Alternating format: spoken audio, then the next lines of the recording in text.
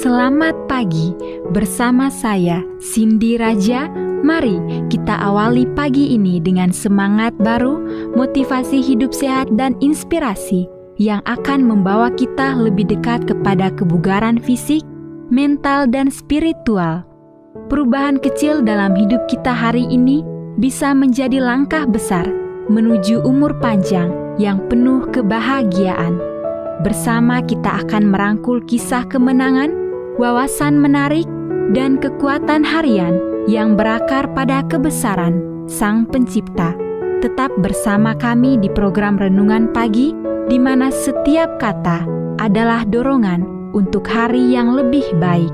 Kita mulai pagi ini dengan syukur dan harapan menuju hidup bugar selamanya. Ditulis oleh Kai Kusma bersama Pendeta Denny Kanajo. Selamat mendengarkan. Shalom, selamat pagi para pendengar yang diberkati oleh Tuhan dimanapun Anda berada saat ini. Kita akan sama-sama mendengarkan firman Tuhan melalui audio Renungan Pagi pada tanggal 11 Juni 2025 dengan judul Jangan Padamkan Hati Nurani Anda. Sebelum kita melanjutkan bacaan renungan kita pada pagi hari ini, kembali saya mengajak semua para pendengar yang setia untuk berdoa bersama-sama. Bapa kami yang bersemaya di dalam takhta kerajaan sorga, terpujilah nama-Mu ya Tuhan pada pagi hari ini. Sebelum kami melakukan segala aktivitas pelayanan dan pekerjaan kami sangat rindu sejenak untuk merenungkan kebenaran firman Tuhan. Terima kasih Tuhan Yesus, ampuni kami Bapa, karena kami sudah berdoa hanya di dalam nama Tuhan Yesus, Juru Selamat kami. Amin. Ayat inti kita terambil di dalam Ayub 18 ayat yang ke-8, demikian firman Tuhan, karena kakinya sendiri menyangkutkan dia dalam jaring dan di atas tutup pelubang ia berjalan. Mari kita ikuti penjelasannya.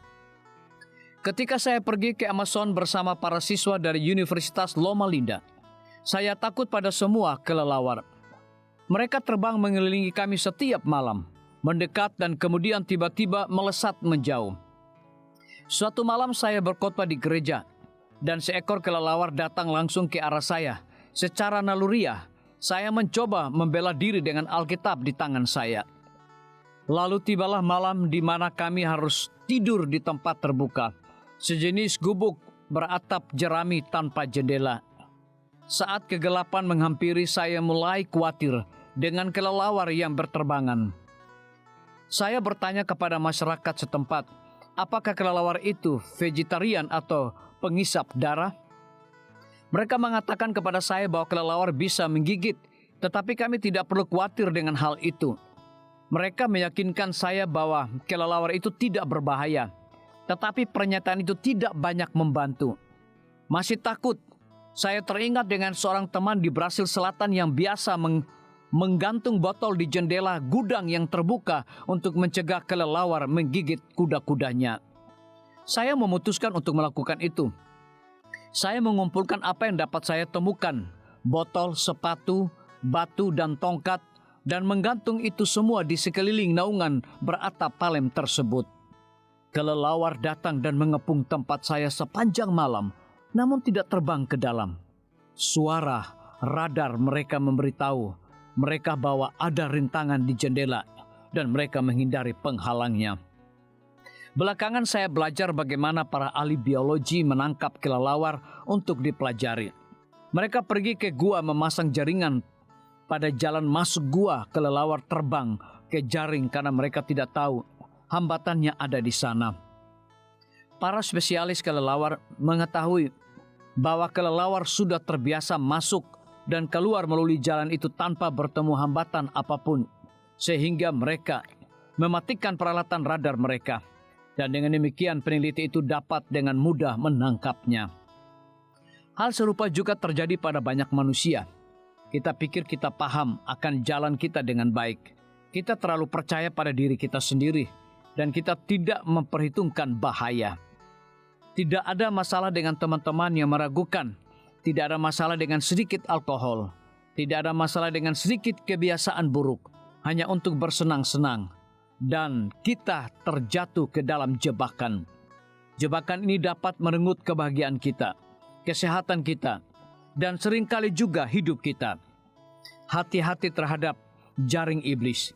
Jangan matikan radar rohani Anda. Apakah hati nurani Anda cukup sadar untuk menghindari dosa? Apa yang dapat Anda lakukan untuk menjadi lebih tanggap terhadap jerat iblis?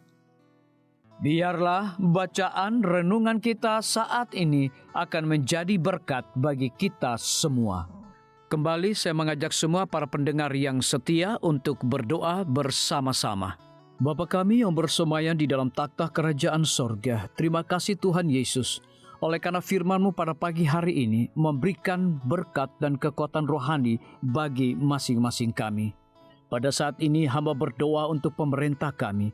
Tuhan memberkati Bapak Presiden bersama dengan wakil, para menteri dan seluruh stafnya, Bapak Gubernur bersama dengan wakil, Bapak Bupati bersama dengan wakil, Bapak Wali Kota bersama dengan wakil, camat dan seluruh stafnya, kepala desa, lurah, RT, RW, dimanapun mereka berada saat ini. Kiranya Tuhan lindungi mereka, pelihara mereka, curahkan hikmat dan pengetahuan sorga kepada masing-masing mereka, agar mereka dapat menjalankan roda pemerintahan boleh sesuai dengan amanah dan titah daripada Tuhan sendiri. Pada pagi hari ini kami juga berdoa untuk para tim medis. Tuhan berkati dokter, perawat, bidan, farmasi, nutrisionis. Kiranya hikmat dan pengetahuan sorga, roh dedikasi yang tinggi, roh kelemah lembutan Tuhan berikan kepada masing-masing mereka, agar mereka dapat memberikan pelayanan yang terbaik bagi setiap pasien yang membutuhkan pelayanan mereka setiap hari.